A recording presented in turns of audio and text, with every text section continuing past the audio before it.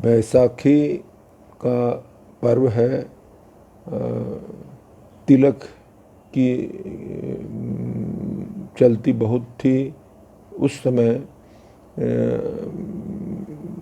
गुलामी के समय में जब स्वतंत्रता संग्राम जब चल रहा था तो पाल, बाल और लाल तीन की बहुत उस समय गणना होती थी। लाल मतलब लाला लाजपत राय, पाल मतलब बिपिन पाल और बाल मतलब बाल गंगाधर तिलक। संक्रांति का समय था और जालियाना वाले बाग में बहुत भीड़ थी और उस भीड़ पर डायर आके इतना क्रूरता के साथ फायर का ऑर्डर दे दिया और गोलियां चलने लगी। राष्ट्रभक्त जितने भी थे सब एक तरफ बंदूक की दंदन, एक तरफ थी टोलियां, मरने वाले बोल रहे थे इनकलाब की बोलियां। और ऐसे करते करते कई हजार लोगों को, बहुत को गोलियां लगी, ख़त्म हो गए और बहुत घायल हुए। एक कुआं था उसमें तो कम से कम कितने लोग कूद के ख़त्म हो गए। ये था बर्बरता अंग्रेज सरकार की। और ख़ासकर डायर के कृत्य को तो अंग्रेज़ों ने भी इस कृत्य को धिक्कारा। और उसी समय एक छोटा सा बालक था उधम सिंह, जिसने प्रतिज्ञा की थी कि मैं इसका बदला लूँगा, डायर को ज़रूर मैं मारूँगा। इसने बहुत जघन्य अपराध किया है। और स्वतंत्रता के बाद उधम सिंह कैसे कैसे मालवाहक जहाज़ से इंग्लैंड गए और इंग्लैंड में उन्होंने अपनी इच्छा पूरी की। उधम सिंह का नाम शहीदों में आता है। तो इस तरह से स्वतंत्रता संग्राम में आहुति देने वाले बहुत से ऐसे लोग हैं जिनका नाम भी कोई नहीं जानता है। जैसे जालियाना वाला बाग में गोली लगी और लोग मर गए। बहुत सारे ऐसे हैं जिनके बारे में इतिहास में लिखा गया है, लेकिन जो जितना उन लोगों ने समर्पण किया है उतना नहीं लिखा गया है। तो उनमें से कुछ का नाम हम यहाँ गिनाना चाहेंगे, जैसे सुभाष चंद्र बोस हुए, चंद्रशेखर आज़ाद, खुदीराम बोस, शिवाजी, महाराणा प्रताप इत्यादि इत्यादि। आज हम महाराणा प्रताप के बारे में कुछ जिक्र करना चाहेंगे। महाराणा प्रताप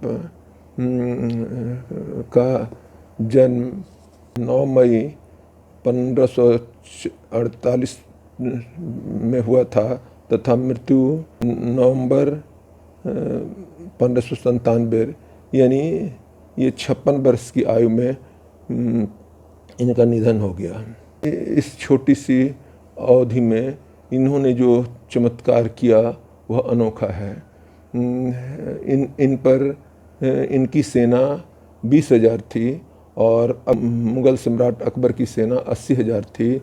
और उसमें भी इनके 2 महारथ जो है सो उनसे मिल गए थे अकबर से, और अकबर ने चढ़ाई कर दिया और उसका मुंह तोड़ जवाब महाराणा प्रताप दिया।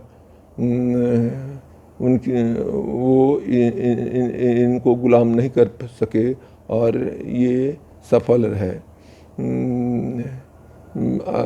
अरावली के घाटी में ये लड़ाई हुई थी। पहले तो अकबर के तरफ से मानसिंह थे और समर्थन भी था, लेकिन महाराणा प्रताप भी बहुत सफल योद्धा थे। इनके चेतक घोड़े का तो इतिहास ही रच दिया। अपने घोड़े को ये बहुत मानते थे। चेतक के बारे में है कि वह हल्दी घाटी के भूगोल के बारे में उसको बहुत अच्छा ज्ञान था। चेतक जब चलता था तो सब उसकी टाप से ही दहल जाते थे। कहता है, एक कवि ने लिखा है कि भागो भागो चेतक की टाप सुनाई दी, राणा की पुतली फिरी नहीं, चेतक मुड़ तब तक मुड़ जाता था। चेतक बहुत ही उनका प्यारा घोड़ा था और उसमें भी चेतक पर सवार होकर जब वो चलते थे भाला लेके, तो भाला भी उनका आज भी सवाई मानसिंह म्यूजियम में है, जिसका वजन जिसको करीब 5-6 आदमी मिल के उठाते हैं, उस भाला को लेके और घोड़े पर सवार होके युद्ध करते थे महाराणा प्रताप।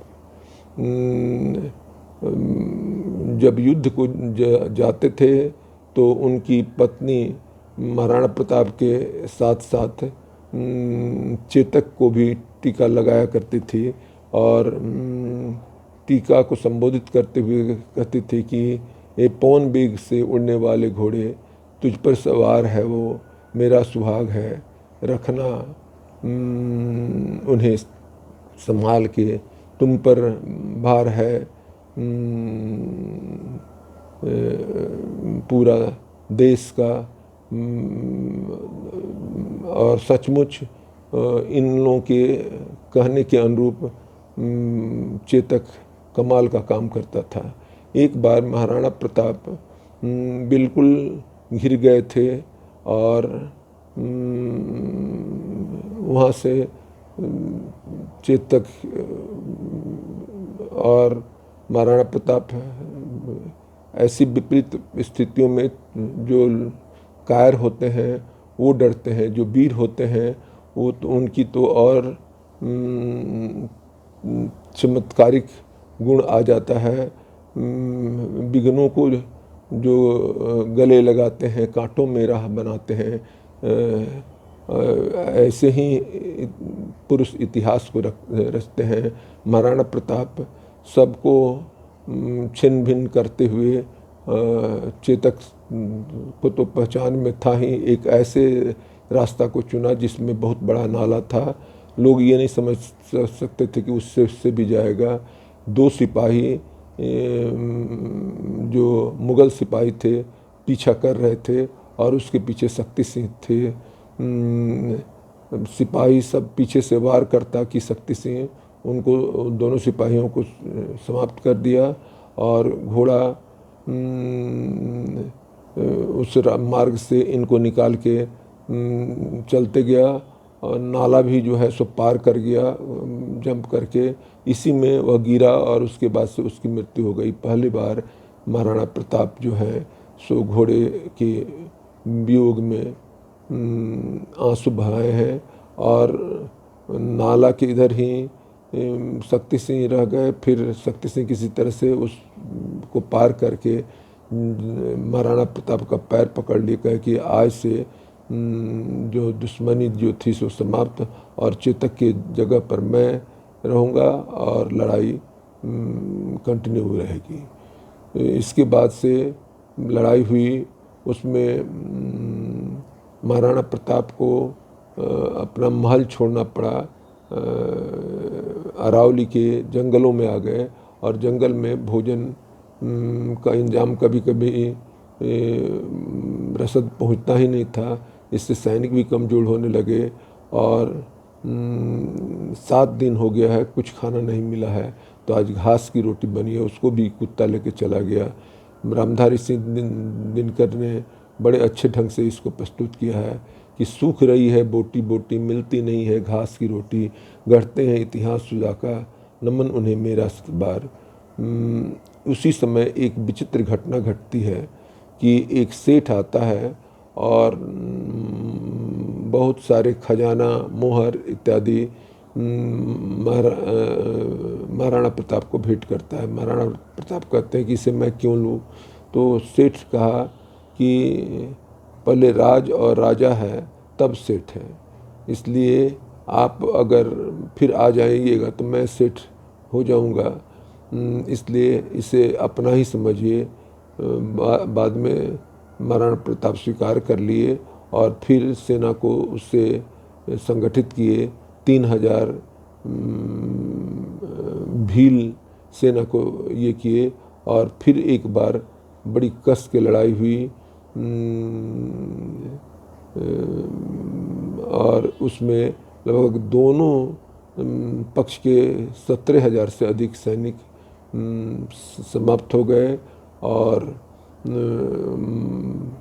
सलीम भी जो आया था उस पर चेतक सलीम शहजादे आए थे हाथी पर हौदा लगाकर लड़ने के लिए। चेतक महाराणा प्रताप का चेतक उसके सूंड पर चढ़ के 2 पैर रख दिया और महाराणा ने चलाया भाला, लेकिन संजोग था कि लगा नहीं और सलीम जी चले गए। अंततोगत्वा इस लड़ाई में महाराणा प्रताप विजयी रहे। सारा अगल बगल का इलाका अकबर के अधीन हो गया था, लेकिन इन्होंने उनकी अधीनता नहीं स्वीकार की। इसलिए ये हमेशा पूजनीय रहे हैं और इन्होंने एक इतिहास रचा। आज देश में एक और surgical strike Jammu and Kashmir का वह क्षेत्र जो पाकिस्तान अधिकृत किए हुए है उससे छुड़ाना है। द्वंद्व कहाँ तक पाला जाए, युद्ध कहाँ तक टाला जाए, तू भी है राणा का वंशज, फेंक भाला जहाँ तक फेंका जाए। पाक अधिकृत जम्मू कश्मीर पर कब्जा के लिए सिक्का वही उछाला जाए जिसके तरफ दोनों ओर भारत हो। बहुत हो गया पाकिस्तान का हरकत, अब इसे न झेला जाए। जय हिंद, जय भारत, धन्यवाद।